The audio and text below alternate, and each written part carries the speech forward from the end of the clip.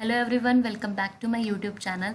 इस वीडियो में हम सिविक्स सोशल साइंस क्लास 7 के नोट्स करने वाले हैं चैप्टर 2 के role of the government in the health. अब आप अपनी नोटबुक लेकर बैठ जाओ और बुक लेकर बैठ जाओ, एंड अगर आपको अभी तो आप उसमें मार्क भी कर सकते हो बुक में, एंड इसको बाद में नोट डाउन भी कर सकते हो। So let's start it. सबसे पहले, अब जैसे चैप्टर का नाम है role of the government in the health, health में गवर्नमेंट का क्या रोल है, गवर्नमेंट क्या करती है हमारे इंडिया के हेल्थ के लिए। Health means our ability to remain free from illness and injuries. There are various other factors that affect our health. ये थोड़ी सी साइंस की डेफिनेशन लग रही है, बट समझ लो कि हेल्थ क्या है। हेल्थ का मतलब होता है आपको कोई बीमारी नहीं है, कोई इंजरी नहीं है, आप एकदम फिट हो, ठीक है, आप एकदम हेल्दी हो। जैसे if people get a clean drinking water और the pollution free environment, they are likely to be healthy. अगर एक इंसान को साफ पानी पीने को मिले और एक पोल्यूशन फ्री एनवायरनमेंट को मिले, तो इसका मतलब लगेगा ना कि हम थोड़ा हेल्दी है। Okay, next, health care and the equality. अब हेल्थ केयर और इक्वालिटी का क्या रोल है, ठीक है, ये दोनों आपस में कैसे कनेक्ट है। In India private health service are increasing but public health service are not. As the cost of these private service is high, many people can not afford them. India में जो प्राइवेट हेल्थ सर्विस है, ठीक है, private hospitals जो होते हैं, private health care centres जो होते हैं, ये बहुत ज़्यादा दिन ब दिन बढ़ रहे हैं, ठीक है। और जैसे जैसे ये बढ़ रहे हैं, इनकी प्राइसेस भी बहुत, कॉस्ट भी बहुत ज़्यादा बढ़ रही है, ठीक है, इसलिए बहुत सारे लोग इसको अफोर्ड नहीं कर पा रहे हैं, ठीक है। बट पब्लिक हेल्थ सर्विस नहीं बढ़ पा रही है, पब्लिक हेल्थ सर्विस बढ़नी चाहिए, ठीक है, जिसकी वजह से लोगों को इक्वालिटी मिलेगी, पहला पॉइंट। दूसरा point, private service sometimes encourage practice which are unethical. Barely 20% of the Indian population can afford the medicines that they acquire during an illness.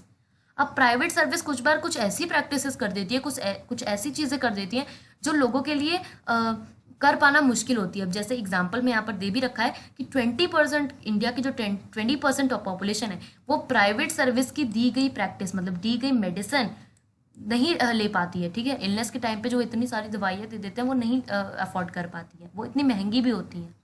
It is the responsibility of the government to provide a quality.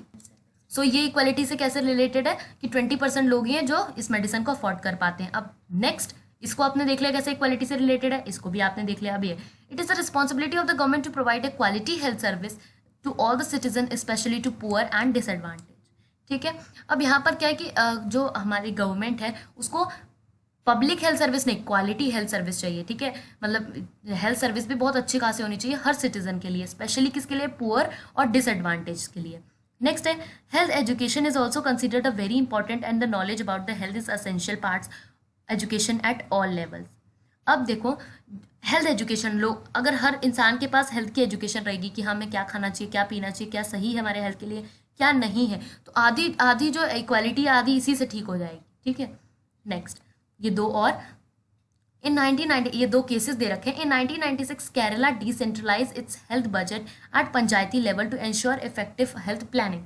अब 1996 में केरला ने क्या किया था, अपना आधा health budget, मतलब जो पंचायती लेवल से हेल्थ बजट था उसे लोगों के हेल्थ के लिए इफेक्टिव समझा, उसको लोगों के हेल्थ के लिए उस पूरी प्लानिंग की कि ये वाला पैसा कहाँ कहाँ हेल्थ हेल्थ में कहाँ खर्च होना चाहिए। Okay, next, the best example of the healthcare comes from the Costa Rica where the government provides for the adequate healthcare to the people. अगर आपको सबसे बेस्ट एग्जांपल देना, ये हो गया कोस्टा रिका एंड ये होगा केरला, ठीक है। तो बेस्ट एग्जांपल हेल्थ केयर का अगर कहीं से आपको देना है तो वह है कोस्टा रिका। कोस्टा रिका में वहाँ की जो गवर्नमेंट वो सबसे ज़्यादा विश्वास करती है हेल्थ केयर में। अपना सारा पैसा वहाँ पे आर्मी नहीं, वहाँ पे सारा पैसा जो है हेल्थ केयर में जाता है, ठीक है। कोस्टा रिका कुछ इस तरीके का नज़ारा आप देख सकते हो, एंड ये हमारा Kerala. Okay, next, differentiate between. अगर आपको ये बोल दिया जाए कि पब्लिक और प्राइवेट हेल्थ सर्विस में डिफ्रेंशिएट करो तो क्या होगा। पब्लिक हेल्थ सर्विस का मतलब होता है कि it is a chain of the health centres and the hospitals run by the government. Simple सी बात यह है कि जो पब्लिक हेल्थ सर्विस होती है उसको गवर्नमेंट चलाती है, एंड जो प्राइवेट हेल्थ सर्विस होती है उस वो एक अकेला इंडिविजुअल चलाता है, प्राइवेट फर्म्स, प्राइवेट कंपनियां चलाती हैं। नेक्स्ट है public health service, they provide a quality health service either free at a low cost. या तो ये फ्री में होती है या तो बहुत कम पैसों की होती है, लेकिन patients have to give a lot of money for the service they use. अगर इसमें कोई सर्विस करवा रहा है तो उसको बहुत सारे पैसे देने पड़ेंगे। Public health service, they are available throughout the country, ये पूरी कंट्री के लिए अवेलेबल है, अमीर गरीब कोई भी आकर यहाँ पर अपना जो है इलाज करवा सकता है। नेक्स्ट है, private centers are located in the cities and the urban area.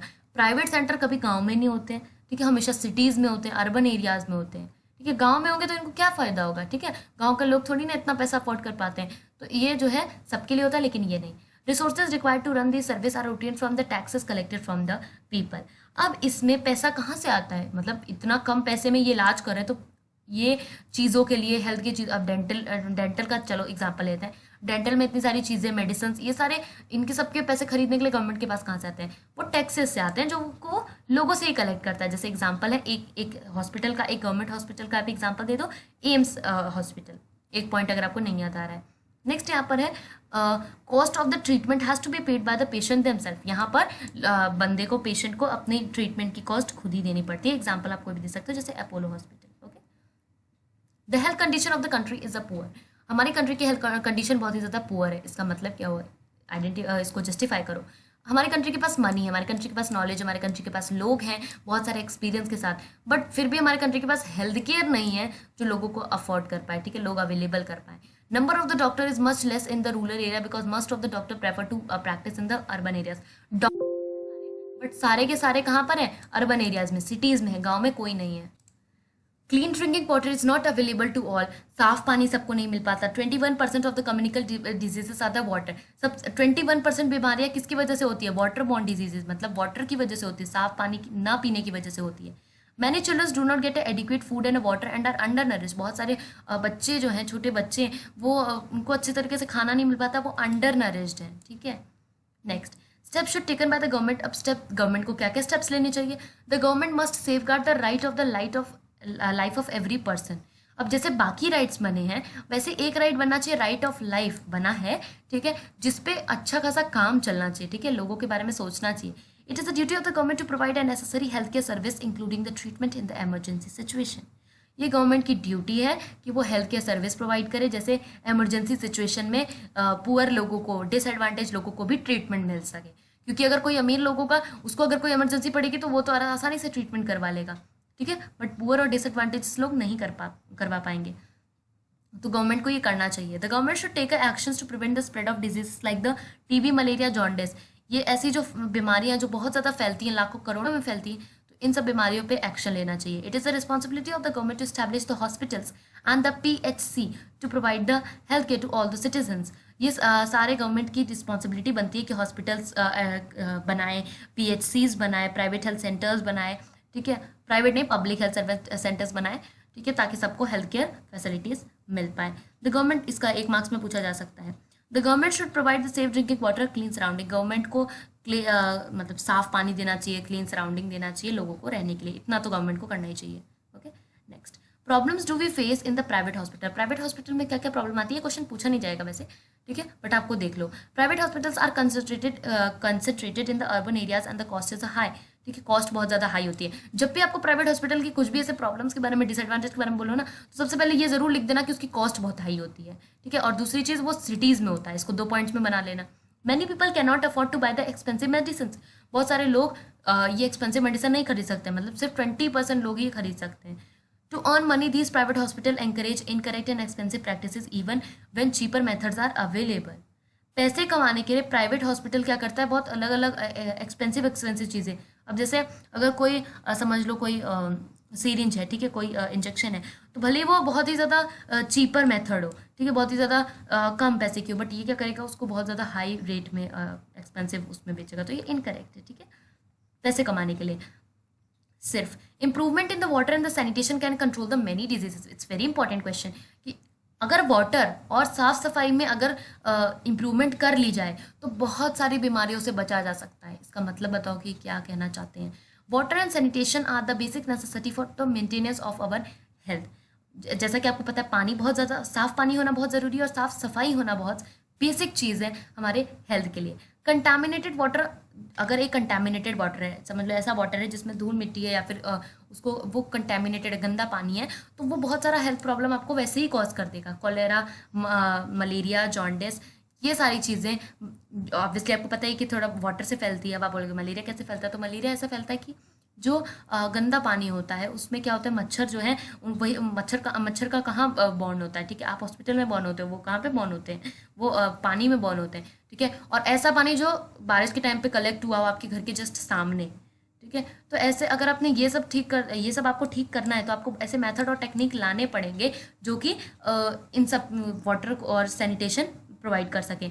Regular check of water coolers, आप अपने वाटर कूलर्स को चेक करो कि उसमें पानी जो है ऐसे स्थिर न रह जाए। छत पे चेक करो where the water is stagnant, water जहाँ पर स्टैगनेंट कहीं नहीं होना चाहिए, ठीक है, वाटर इकट्ठा नहीं होना चाहिए कहीं पर भी।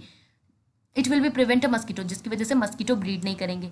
This improvement in the water and the sanitation can control in the many diseases, ठीक है। अगर ये चीज़ आपने कर लिया, आप कहीं भी वाटर कलेक्ट नहीं होने दिया, मस्कीटो को पैदा नहीं होने दिया, तो यहाँ पर क्या होगा, वाटर और सैनिटेशन बहुत सारी ये सारी चीज़ें करने से बहुत सारी डिजीजेस का कंट्रोल हो सकता है। आई होप आपने ये नोट डाउन कर लिया होगा। जैसे कि मैं हर बार कहती हूँ कि इसको क्वेश्चंस के फॉर्म में बिल्कुल भी मत लेना, इसको नोट डाउन कर लेना। एंड अगर आपको ये वीडियो अच्छी लगे तो इसको लाइक करना एंड शेयर करना अपने क्लास ग्रुप, स्कूल ग्रुप्स में, जिससे उनको भी ये नोट्स मिल सके एंड हेल्पफुल हो। एंड एक कमेंट तो ज़रूर करना कि आपको वीडियो कैसे लगे। एंड अगर आपका कोई डाउट हो वो भी आप कमेंट कर सकते हो। एंड आपको किस चैप्टर पे कैसी वीडियोस चाहिए वो भी आप मुझे कमेंट कर बता सकते हो। एंड चैनल को सब्सक्राइब ज़रूर करना एंड इस वीडियो को लाइक ज़रूर करना है। नोटिफिकेशन बेल को ऑन कर देना जिसकी वजह से आपको सारी वीडियोज़ मिलती रहेंगी। Thank you very much.